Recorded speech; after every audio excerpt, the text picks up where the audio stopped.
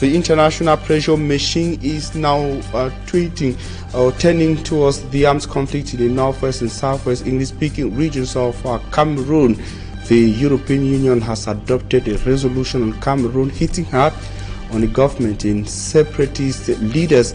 Meantime, over 60,000 internally displaced persons from the conflict-hit northwest and southwest regions of Cameroon are seeking refuge in the Noun division of the west region. They say that they have been practically abandoned by the government. These stories and more will be yours in this edition of the news.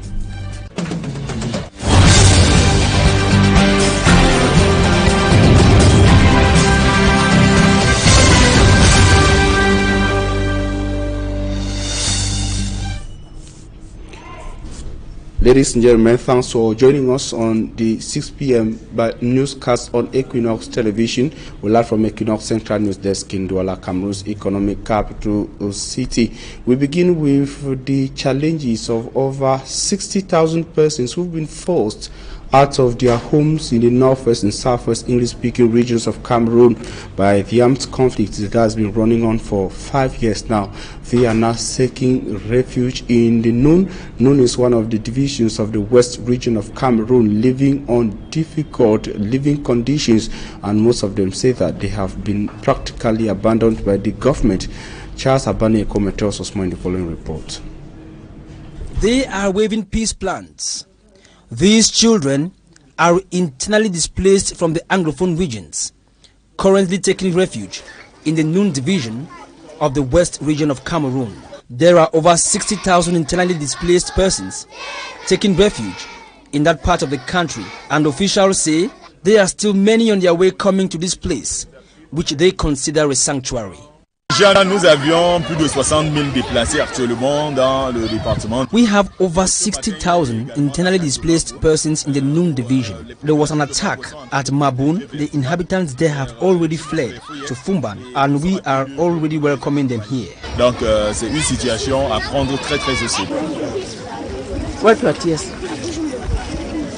Abandoned to themselves, they lack everything: what to feed, shelter, and hygiene. In order to educate them, certain school authorities in the division have opted to help integrate them, but the task is not an easy one, as these school authorities decry the absence of subventions. Si nous avions aujourd'hui à plus de 200 enfants avec le découpage. We have more than 200 children here. In Africa, having 6 children in a household is considered very little. So imagine the number of children we have in here in our school. Et nous ne sommes que dans une seule école. Nous ne sommes même pas encore entrés dans Koutaba. To this effect, some humanitarians and non-governmental organizations have begun giving donations to help these internally displaced persons. The sons and daughters of the Noun have taken the initiative to come and assist their brothers and sisters who have fled the northwest and southwest regions as a result of the Anglophone crisis. Most of them don't even have where to go and where to live. Le mal est profond et ça vient de très loin. We ought to help children, mothers, young girls, and rebuild entire families again. Aider ces hommes qui ont besoin de nous. For the local administrative authorities, these donations coming from benevolent people is already a huge step forward, but much is still to be done to help these Cameroonians who have lost everything due to the ongoing Anglophone crisis. Prenez ça dans un bon sens. Take this in good faith. Everyone should put hands on deck so we help our brothers and sisters who are internally displaced. The reason why we have economic operators here today with us, we want all the internally displaced persons to feel at home. Ceux dont on a fait déplacer, se sentent chez eux. Till date, over 62,400 internally displaced persons from the Anglophone regions are currently taking refuge in the Noun division of the west region of Cameroon.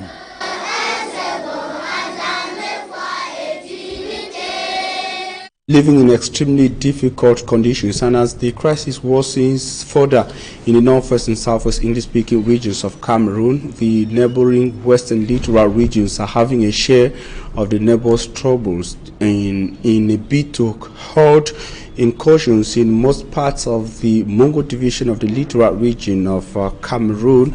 The divisional officer from Banga has proceeded to put in place village vigilante groups in some targeted areas. Simat Njikangebro tells us more in the following report. It was a marathon installation exercise that was done by the divisional officer of Banga in some localities noted for the hike in insecurity within his zone of jurisdiction in the Mongo division. The first stopover for Christian Nkefo was at Ndor 3 village, which shares boundary with some localities of the southwest region. The population of Ndor 3 village on several occasions have been victims of incursions made by alleged separatist fighters. The installation of Vigilante committee group in the village to the chief came at the right time. It's the first time that the Zio himself is coming to place the members on the field, and we are together. We think that things will go very well for this time. From Ndor 3 village, Christian Kefo also installed the vigilante committees of quarter 4 and 3 in Banga. The divisional officer gave out boots, whistles and uniforms to identify the members. The move of the divisional officer comes few weeks to the end of year festivities, which is usually characterized with insecurity. At one moment in 1952, the only technical college west of the Mongo of the Republic of Cameroon, that is Government Technical High School, Ombe Ntiko subdivision of the Southwest region, is today a shadow of itself. The 70-year-old Anglophone legacy is in total shambles and begging for renovation works. Davidson Mamo tells us more from Limbe. Government Technical High School Ombe in Tiko subdivision, Fako division of the southwest region of Cameroon, created in 1952, is the first technical college west of the Mongo. The close to 70 years old technical college is a shadow of itself. I'm not happy at all. When I walked the school when I came, I was tearing. Everything is in total shambles. Though there are plans by the government of Cameroon for the school to have a polytechnic site, these ex-students says the structure must exist as an Anglophone legacy. They can't break it down because this is Ombe. It's to refurbish it, bring back the machines, bring back the workshop, let this look and this structure be seen. The principal, Mokoto Mewane Elizabeth, says the ongoing Anglophone armed conflict has greatly affected enrollment, with most of the students yet to pay school fees. She added, with the recent happenings in schools in the northwest and southwest regions, the dreams of Cameroon future engineers is hanging on a pendulum. A lot of uncertainties that we cannot define because a lot of horrible things are happening outside. So, as our children, it's a day school. As they are going back home, as they are coming to school, we pray that God will continuously cover them. While receiving some equipment from a group of ex-students under the canopy of Agofox, she begged schools should not be attacked by whosoever. Institution is not political. We are here to transmit knowledge. The ex-students say Ombe remains the pride of Anglophone technical education. So we thought it wise as ex-students to come back to where we are coming from and to improve in technical education. The wish of the education family and parents in the northwest and southwest regions is for children and teachers to be left out of the ongoing Anglophone crisis. Mamo reporting there from Ombe Ntiko subdivision of the Fako Southwest region. The Government Technical High School, Ombe, as you got it there, is 70 years old. In 1952, it was the pride of Anglophones as the lone technical college west of the Mungo in Cameroon. And now we talk about the international pressure machine that is again weighing into the armed conflict, rocking and destroying the Anglophone regions. The European Union has spoken again. The EU has urged both the government of Cameroon and political as well as military leaders of separatist groups to agree on a humanitarian ceasefire and encourage the parties to the conflict to agree on a confidence-building measures such as the freeing of non-violent political prisoners and the lifting of school boycotts. The EU also called on President Paul Biya's government, that's the government of Cameroon, and the Anglophone separatist leaders to immediately reinitiate peace talks. It asks international communities, especially the African Union, the Central African states, and the European Union, to help facilitate dialogue by offering to take on a mediation role to end the armed conflict, underlined the importance of regional collaboration and urged the government to work closely with the African Union and the Economic Community of Central African States.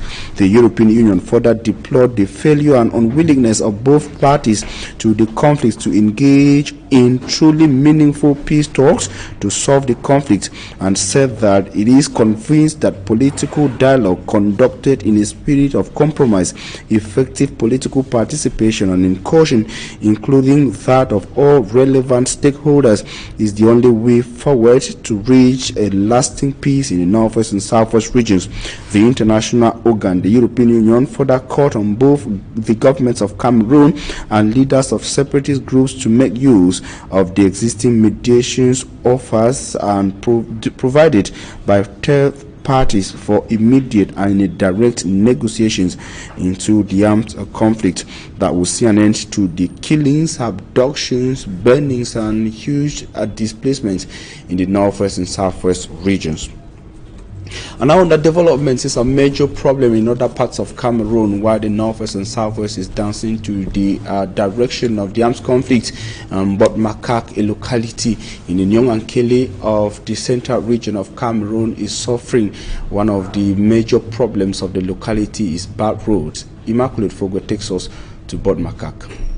State of roads linking Mise, Bibe, Bobok 1 and 2 in Bod Makak, Nyong division, Central region of Cameroon. For over 5 years, the population have been going through hell while plying on these stretches. Tired of the situation, they are denouncing the bad state of their roads.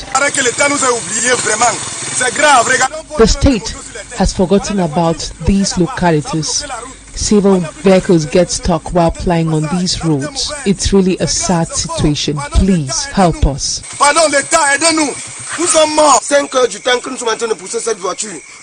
We have spent 5 hours here trying to push a stuck vehicle. The road is really bad. The village has been abandoned. Residents of these localities, who are mostly farmers, say they have incurred enormous financial losses given the fact that transporting their farm produce to the market is now a daunting task. We have food in our farms, but due to the state of the roads, we are unable to carry all of it to the market. Transport fare has tripled. Farmers are suffering. The mayor of Bod Makak, who is not indifferent over the plight of the population, pleads on them to be patient. The state of the roads are really bad, but we are putting lots of efforts so the road gets tarred. I am calling on the population to be patient. I am certain that the roads will soon be tarred.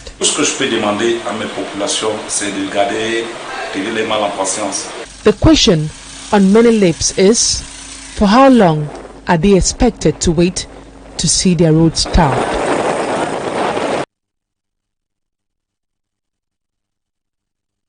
It's here crying.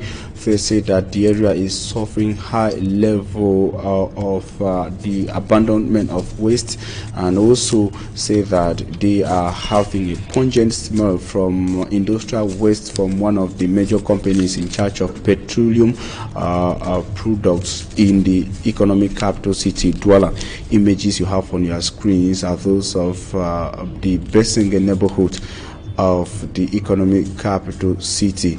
They are talking about high-level pollution of industrial waste abandoned, and reportedly some of the inhabitants of the area have been having disturbing health conditions.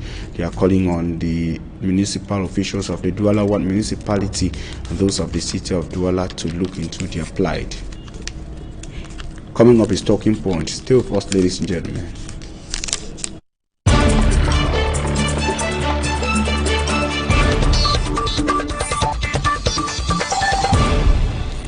Thanks for joining us on Talking Points. We're receiving the national president of the Popular Action Party. We're receiving President Jang Dennis. President Jang Dennis, thanks for accepting our invitation. Thank you very much. Good evening to all viewers of Equinoxe. Good evening to Cameroonians of good faith. And good evening to members and sympathizers of the Popular Action Party. It's my pleasure being here. You're actually very lucky to have you. It's not always easy to have a president. And we just have a report. We've had a report in the news that of over 60,000 internally displaced persons who say they have been abandoned by the government in a Noun division. Help is not forthcoming. When you watch that report, what impression do you have? Well, the Noun division is just a minute case among hundreds that we have. I just left Limbe, Yaoundé, and we could go there and see what the internally displaced persons are going through. The Noun, you said 60,000. 60,000. And that is just on the Noun. Noun meaning that the Noun is close to Northwest. To the Northwest. You need to go to, without counting the ones here in Douala. Because we are here in Douala, you need to count the number of internally displaced persons. I think it is one of those aspects that we of the party, Popular Action Party, we are actually calling for an end to this conflict.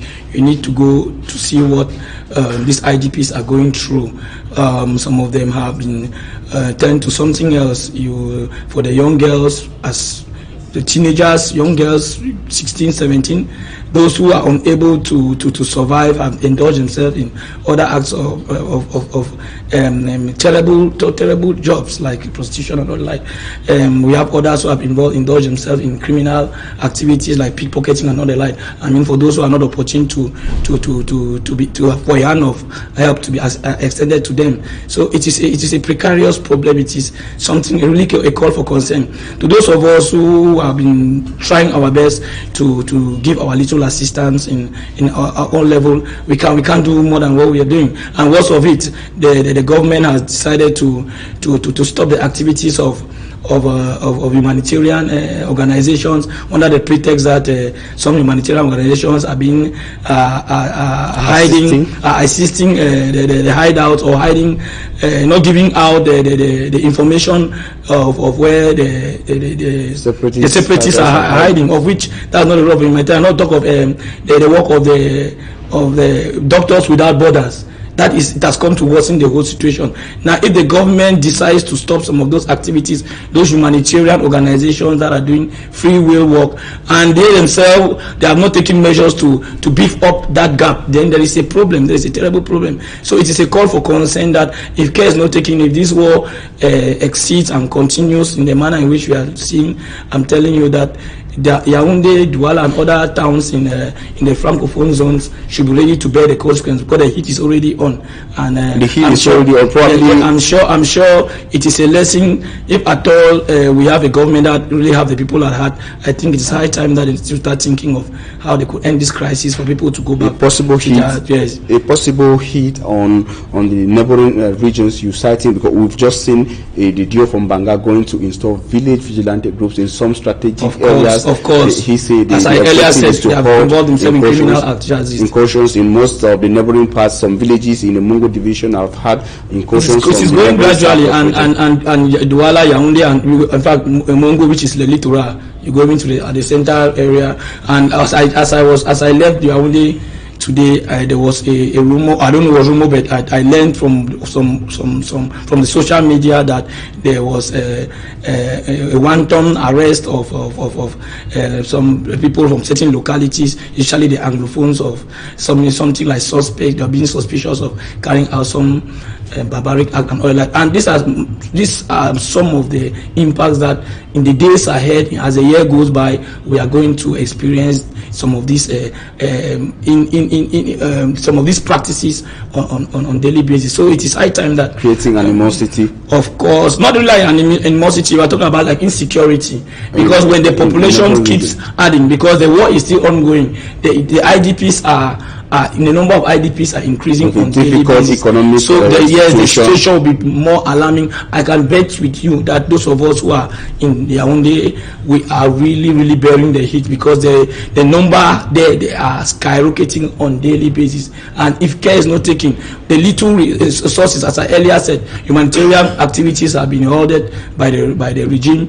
It brought the Doctors Without Borders. So the government should really take its responsibilities, because I am seeing dangers in the days ahead. Then if you are analyzing that strategy, that decision of the government to halt humanitarian activities, would you say it's counterproductive? I say so because the European Union, which has just passed a resolution on the situation in Cameroon, is calling for both parties and asking the government and separatists to agree on a humanitarian ceasefire, indicating that the humanitarian aspect of this crisis is worsening.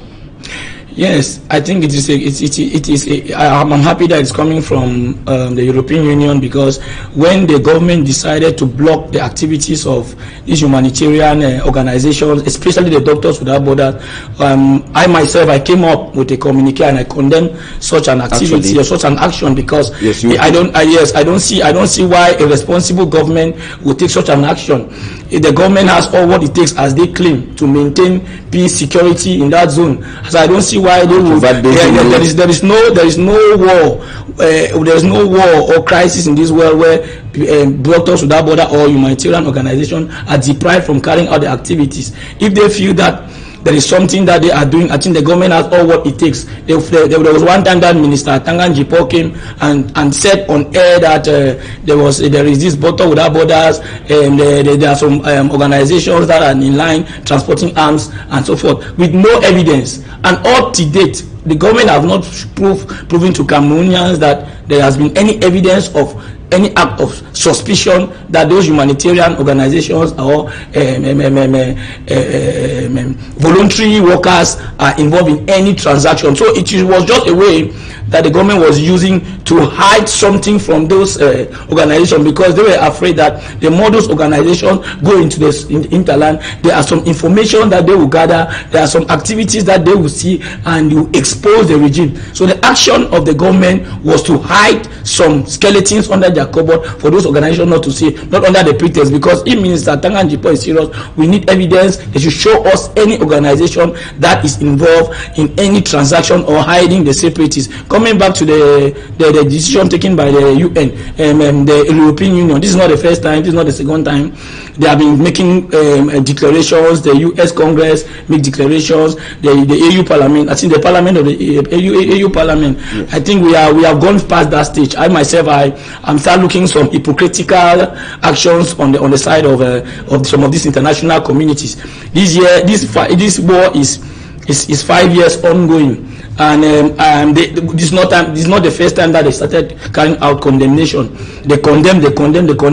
I think like what I watched somewhere where they say this crisis is one of the most neglected crisis that in the world. As like I said, that we have wanton killings on daily basis, torture, barbaric has been perpetrated by both sides, and what the international community is doing is only condemning. What is the CEMAC zone doing? The AU, what have they said concerning this crisis? Even the UN itself? So it is hypocritical. It is just a window dressing. The international community know what they have to do. They have to carry actions rather than making words and writing papers on daily basis. It is high time they should identify those responsible. If it's the government, they have all what it takes to freeze their account. If it is that they are suspected whosoever, they have all what it takes to arrest those who are responsible, and they call the government of Cameroon and the separatist group on the table and they discuss. But the international community playing a type of hand and pick or ping pong game that even myself, I'm already very, very disappointed a level of what the international community is doing. So it should go beyond just condemnation, and it's high time that they have to take actions. You made an outing recently talking about time for an Anglophone president in Cameroon. That could also be a way out of the situation we live in. Yes, it is true. Many people have commented on that. Yes, many people. Yes, we have a lot of reactions from diverse viewpoints. It is high time that the Anglophone become the president. Since the inception of this reunification, it is 60 years ongoing. The Anglophones have been marginalized. The constitution was manipulated and played over by the first president Aijo, and the present president President Pobia continue with the assimilation and marginalization scheme on the Anglophone. So it is high time that an Anglophone become the president. Not just an Anglophone. When I talk about an Anglophone, I'm talking about an Anglophone that hails from the former British Southern Cameroons, that is legitimately chosen by the people. I mean, legitimately chosen by the people. I know that we have Anglophones, because our present problem that we are facing today is not an issue of Anglophones.